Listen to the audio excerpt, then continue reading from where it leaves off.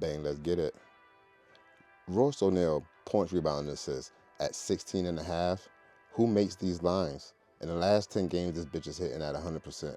He averages 9.5 points, rebounds, and assists, and they play the Warriors, right? He got 7 games against the Warriors. Look at the last game against the Warriors. He had 1 point, rebounds, and assists. So that means just 1 rebound.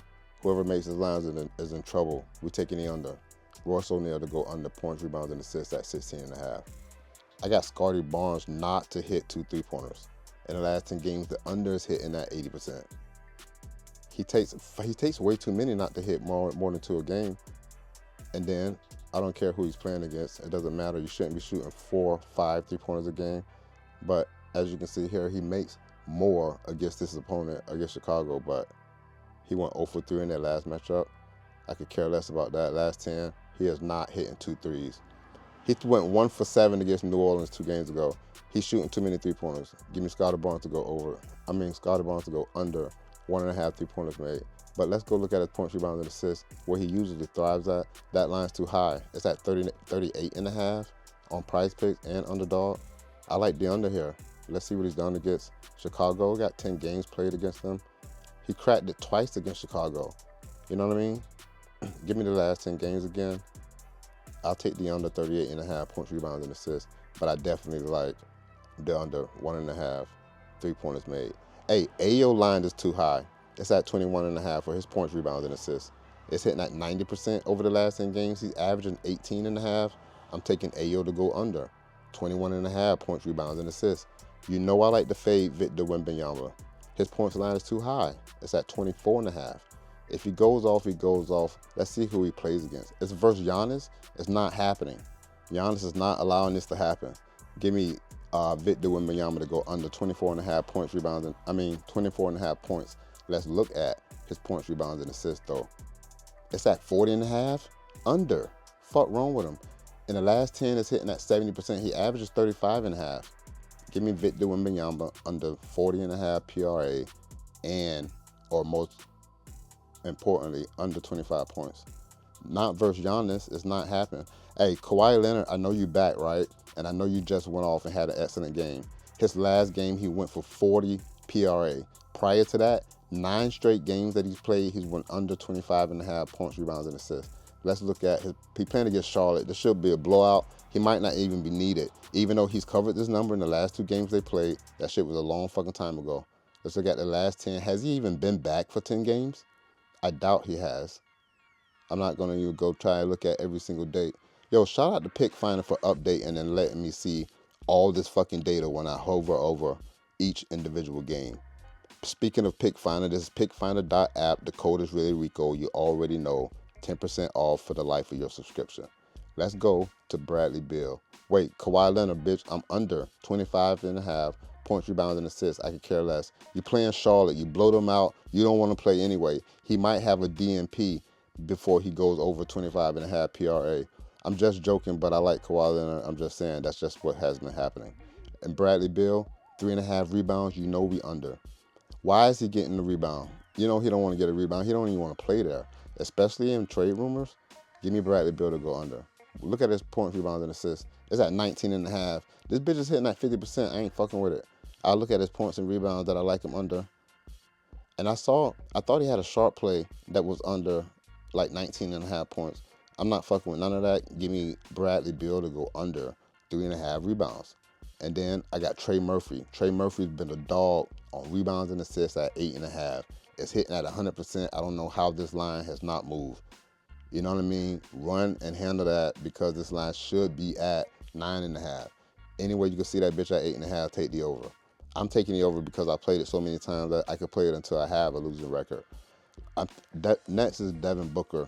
His line is at 37.5. I don't like Devin Booker. You know what I'm saying? But I'm just not going to bet against him because I don't like But his rebound line at 4.5 is usually a smack on the under. But in the last 10 games, the over is hitting at 60%. You know what I'm saying? So I'm not really fucking with it. I know I got it clicked under here with his PRA, but to be honest, at 37.5 over the last 10 is hitting at 80%. He averages 39 point rebounds and assists. So do with that what you will. I just don't need him to be chalking any of my tickets. But if I find it straight up, I'll play it straight up. But it looks like the line is only here at Price Picks and Underdog at 37.5. Now I mean, hey, Chris Stapp points and assists at 20. We've 3 straight games on Chris Stapp, 3 straight videos with Chris Stapp, and then he went off and smacked for us. I know y'all hit on that joint. Speaking of which, let me go show you what happened yesterday. I didn't drop yesterday, but previously, I already seen y'all in the comments that a lot of y'all smacked. But first, Chris Stapp Porzingis at 20 points and assists over. Know what I mean? Like, first off, let's see who he's playing. It's against New Orleans. That might be a blowout too. As you can see, that he's crushing it. Pushed in the last one, but still. I don't know what happened in the last game or why he went crazy in the last game. I like to look at his field goal attempts. He took 18 shots. He was 10 for 18. You know what I'm saying? Hey, I should have looked at Jason Tatum under. We smacked Jason Tatum under 40.5 PRA. I think he had 27. That was shitty. Let's go to Norman Powell points at 22. I take the over here. It's hitting at 90%. He averages 25 points in the last 10 games. He's faced off against Charlotte. This should be a blowout. He hasn't covered against Charlotte. These games are from last season. I don't care about that. This is the most recent shit. Last 10 games. Hey, let me go show you what happened. Are we riding? That's perfect. Let me go show you what happened. Look, I'm at 8 minutes. I could crack that bitch now, but I like to go show them what happened. I didn't drop yesterday, but you remember the Jalen Brunson joint. The trending plays went 7-2. You already know. I posted the award that we got. I didn't get any of the short plays in for the video, but the smack session this year is 171, 104, and 2. That's a 61.73% hit rate. Let's fucking go. Let's go back and check and see what Daily Grind Fantasy has on the short shit. Hey, I'm pretty positive that I introduced you guys to Optimal. Optimal is a cheaper version that drops out plus EV plays. The link is in the description. You got to go through the walk link to get that bitch. And you already know I fuck with Daily Grind Fantasy. There's some huge differences between the two. And one that most notably is that Optimal drops sharp plays for the Hard Rock app. Speaking of which, let's refresh this bitch real quick and see if I have anything from the Hard Rock. I've showed you yesterday that this bitch does have the same plays that Daily Grind Fantasy has when it's using the same app. But for Hard Rock, this is the only place that I've been able to get sharp plays from, positive EV plays from, outside of like Odds Jam, which is expensive as fuck. Again, Optimal, the link is in the description. Let's get it.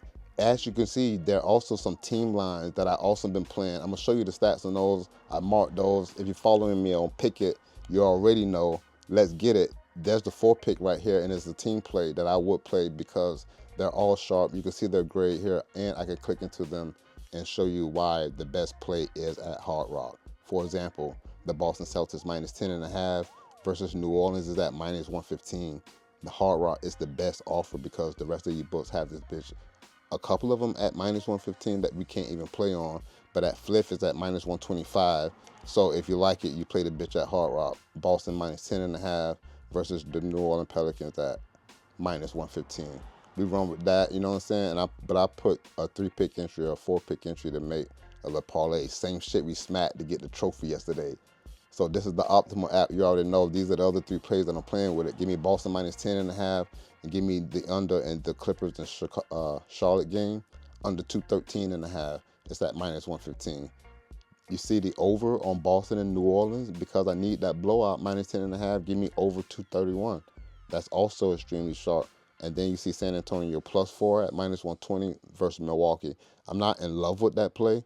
But as I scroll down here, you see that's all available at the moment. Maybe the over in the Milwaukee-San Antonio game at 233 is plus 105. I like that more. So that's what I'm running on Hard Rock. You see what the plays are. You see what the trending plays are. They don't have a ton of sharp plays. I went and checked Dabble. As I'm here, I hit refresh and see what they do on Daily Grind Fantasy. There's a few of them. I've already seen these. We fought with Kristaps Porzingis. If you want to get down on Dabble, Kristaps Porzingis over 27.5 points, rebounds, and assists. I like Jeremy Sochan over 5.5 rebounds. Just top 3, you put them in the parlay on Dabble if you're interested. If you follow me in there, you could just click copy. You know I'm going to drop that. I think that'll do it. This video long enough. I'm ReallyRico. You already know. Let's get this dough, bruh. Peace. I'm out.